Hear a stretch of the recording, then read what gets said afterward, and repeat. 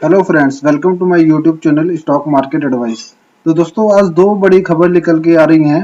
जो एक खबर तो है रिलायंस अनिल धीरूभाई अंबानी ग्रुप की तरफ से, और दूसरी खबर है डीएचएफएल ग्रुप की तरफ से। तो पहले हम बताना चाहेंगे कि एक न्यूज़ ये निकल के आ रही है कि the tribunal had sought SBI to proceed further evidence and data. The National Company Law Tribunal's Mumbai bench will hear the State Bank of India request to withdraw a fraudulent tag it sought for Reliance Infratel Limited on July 5।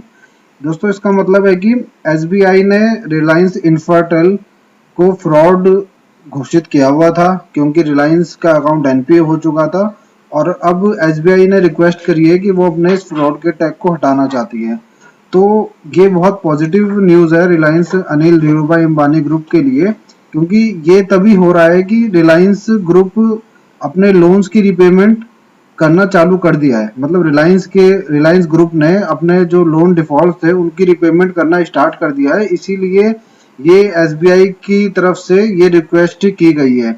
और इसका एक अच्छा effect आने वाले दिनों में yes Bank को भी मिल सकता है, क्योंकि अगर जैसा कि हमने देखा है कि रिलायंस इंफ्रास्ट्रक्चर के शेयर ऑलमोस्ट 4 टाइम्स हो गए हैं पिछले 2 महीने के अंदर। और रिलायंस अनिल धीरूभाई अंबानी ग्रुप के सभी शेयरों में बहुत अच्छी तेजी देखी जा रही है। और अभी रिसेंटली कुछ अनिल अंबानी की तरफ से भी इंटरेस्ट लिया जा रहा है उनकी कंपनियों में। तो अगर ऐसा होता है और कंपनी दोबारा स्टैंड कर जाती है, तो जो यस बैंक का भी अभी तकरीबन 8,000 करोड़ का रिलायंस ग्रुप से एनपीए पेंडिंग है, तो हो सकता है कि वो भी सब एनपीए क्लासिफाइड अकाउंट से स्टैंडर्ड अकाउंट होते हुए नजर आए, और यस बैंक का एक बहुत अच्छा अमाउंट रिलायंस ग्रुप से रिकवर होता हुआ आने वाले दिनों में दिखाई दे सकता है।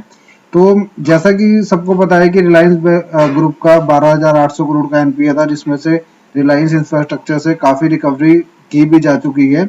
अभी रिसेंटली जो यस बैंक ने अपना एड्रेस शिफ्ट कराया है उनके ऑफिस में, वो यस बैंक को एज अ बैड डेप्ट रीपे के मोड में उन्होंने यस बैंक के नाम कर दिया था ऑफ रुपीज 1200 करोड़ में। और अदर सोर्सेज के थ्रू भी रिलायंस इंफ्रास्ट्रक्चर से यस बैंक को रिकवरी हुई है, जैसा कि उनके एमडी प्रशांत कुमार ने अपनी लास्ट डेज की मीटिंग में बताया था।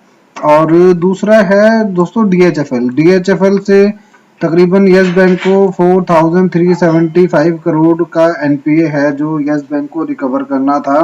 और अभी डीएचएफएल की तरफ से एक बहुत बड़ी न्यूज निकल कर आ रही है कि डीएचएफएल की शेयर ट्रेडिंग बीएससी और एनएससी एक्सचेंज में स्टॉप की जाएगी मंडे से। यानी कि कल से डीएचएफएल के शेयर में कोई ट्रेडिंग नहीं होगी। फ्राइडे सेशन में वो 10% लोअर सर्किट के साथ शेयर बंद हुआ था, और अब हम कह सकते हैं कि डीएचएफएल के शेयर की वैल्यू 0 हो चुकी है, क्योंकि जिनके पास भी शेयर है ना तो वो खरीद पाएंगे ना वो बेच पाएंगे। और जैसा लक्ष्मी विलास बैंक के शेयर में हुआ था कि डेली लोअर सर्किट का सिलसिला जारी रहा था और शेयर 0 हो गया, तो आने वाले दिनों में डीएचएफएल के शेयर भी के साथ भी अब ऐसा ही होगा। तो जिन भी शेयर होल्डर के पास डीएचएफएल का शेयर है उनकी वैल्यू 0 हो चुकी है। तो अब इस पे आगे और कुछ नहीं कहा जा सकता, और ये सबको पता भी था, क्योंकि एनसीएलटी ने जब रिजोल्यूशन प्लान अप्रूव किया था, जिसको पीरामल ग्रुप की तरफ से एक्वायर कर लिया गया था, तो उसमें ऑलरेडी ये सब चीजें मेंशन थी। बट वाधवान ब्रदर्स की तरफ से लास्ट डेज कुछ स्टेटमेंट आए थे कि वो पूरा सब कुछ सारा पैसा सब क्रेडिटर्स का सब बैड डेब्ट्स को रीपे कर देंगे। तो एक लोगों में होप जरूर पैदा हुई थी कि शायद हो सकता है कि डीएचएफएल का शेयर वो आज 15 रुपए पे बाय करें और कल को वो 100 रुपए हो जाए। इस मैनिपुलेशन की वजह से काफी लोगों ने डीएचएफएल के शेयर को बाय भी किया होगा, और पता नहीं शायद वो निकल पाएंगे नहीं निकल पाएंगे। लेकिन एज ऑन डेट ये फैक्ट है कि जो डीएचएफएल का शेयर जिसकी भी अकाउंट में शेयर होल्डिंग में पोर्टफोलियो में था, अब उसकी वैल्यू 0 हो चुकी है और उनको अब कुछ नहीं मिलेगा। ये बिल्कुल क्वाइट क्लियर है। तो दोस्तों, अब हम बात करेंगे यस बैंक के बारे में। तो ये दोनों देखो खबरें यस बैंक से रिलेटेड ही हैं, क्योंकि यस बैंक पे डीएचएफएल का भी पैसा फंसा हुआ, यस बैंक का पैसा डीएचएफएल में भी फंसा हुआ है और रिलायंस एडीएजी ग्रुप में भी फंसा हुआ है। तो देखिए, डीएचएफएल की तरफ से भी अभी कुछ क्लियर नहीं है, क्योंकि जो रेजोल्यूशन प्लान अप्रूव हुआ था उसमें क्रेडिटर्स को 30% पेमेंट के लिए कहा गया है। लेकिन उसमें भी अभी बहुत सारे क्लॉज हैं कि जो पहले प्रायोरिटी उनको दी जाएगी जो सिक्योर्ड लोन्स हैं, और यस बैंक के काफी सारे लोन्स ऐसे हैं जो अनसिक्योर्ड है। तो अभी कुछ क्लियर नहीं है कि यस बैंक को इसमें कितना पैसा मिलेगा, और ये अभी तो यस बैंक के लिए फिलहाल नेगेटिव ही न्यूज है डीएचएफएल की तरफ से। और बात रही एडीएजे ग्रुप की, तो वो यस बैंक के लिए एक पॉजिटिव न्यूज आ रही है। और जैसा कि एडीएजे ग्रुप की तरफ से ऑलरेडी यस बैंक को रीपे किया जा रहा है उनका बैड डेप्ट का पैसा, और आगे भी आने वाले दिनों में भी उनके बैड डेप्ट के पैसे में एक अच्छी रिकवरी होगी। और हम फ्राइडे सेशन की बात करें तो यस बैंक के शेयर में 1.7% की गिरावट देखी गई है। देखिए दोस्तों, जो दोनों खबरें आई थी रिलेटेड टू एड्रेस चेंज और रिलेटेड टू फंड रेज, ये दोनों खबरें ही बहुत अच्छी थी, और दोनों खबरों की वजह से सबने ही एक्सपेक्ट किया था कि इसमें यस बैंक के शेयर में तेजी देखी जाएगी। लेकिन हुआ उल्टा है कि यस बैंक का शेयर तेजी की जगह उल्टा हो गया। हुआ तो ये था कि यस बैंक का शेयर स्टार्टिंग जैसे ही मार्केट खुली तो एकदम से तेजी आई थी, 15 रुपए तक गया था, लेकिन उसके बाद ये रिवर्स होता चला गया है और सबकी एक्सपेक्टेशन को इसने खराब कर दिया है, और हो सकता है कुछ लोगों का नुकसान भी उसमें हुआ हो।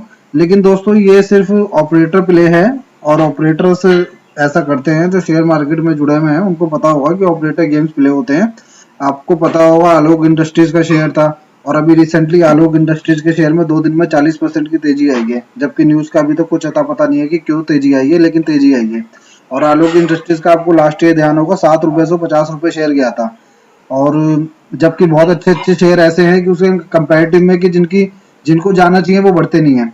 और बिरला टायर का भी सबको आपको हिस्ट्री पता होगी, 3 रुपए का शेयर 50 रुपए हो गया था, रुचि सेवा की हिस्ट्री पता होगी। तो ये ऑपरेटर प्लेस होता है। यस बैंक की खबर में कोई दिक्कत नहीं है, यस बैंक के शेयर में भी कोई दिक्कत नहीं है, लेकिन अभी ऑपरेटर का शायद मूड नहीं है, इस वजह से वो यस बैंक को बढ़ा नहीं रहे हैं। जब रिटेल इन्वेस्टर थोड़ा थक जाएंगे, अपने शेयर बेच बेच के निकल जाएंगे, तब इसमें आपको एक बूम देखने को मिल सकता है, और ऐसा होता है शेयर मार्केट के अंदर। तो हम आपसे ये कहेंगे, आप जिसके पास भी होल्डिंग है पेशेंस रखिए, और अपनी जल्दी से एक दो दिन की गिरावट को देख के अपना माल मत बेचिए। बाकी आपका पैसा है, आप उसके मालिक हैं, तो जो आप करना चाहें वो करिए। हम तो सिर्फ आपको अपने डिस्कशंस बता रहे हैं, और जो भी मार्केट में न्यूज़ेस चल रही हैं वो आपको शेयर कर रहे हैं। बाकी आप अपने सेल्फ डिसीजन लीजिए, सेल्फ वर्किंग कीजिए। अगर आपको अच्छा लगता है तो यस बैंक में इन्वेस्ट कीजिए, वरना बिल्कुल मत कीजिए। और शायद में मैं एक चीज और कहना चाहूंगा कि जो शॉर्ट टर्म इन्वेस्टर है ना, कि जो 1-2 दिन या हफ्ता या महीने के लिए यस बैंक में पैसे लगा के कमाना चाहते हैं, तो वो दूर रहिए यस बैंक से। उनके लिए यस बैंक का शेयर नहीं है।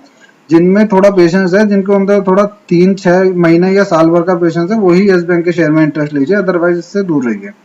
और कोई भी फ्रेश इन्वेस्टमेंट करने से पहले अपने फाइनेंशियल एडवाइजर की एडवाइस लीजिए, सेल्फ वर्किंग कीजिए।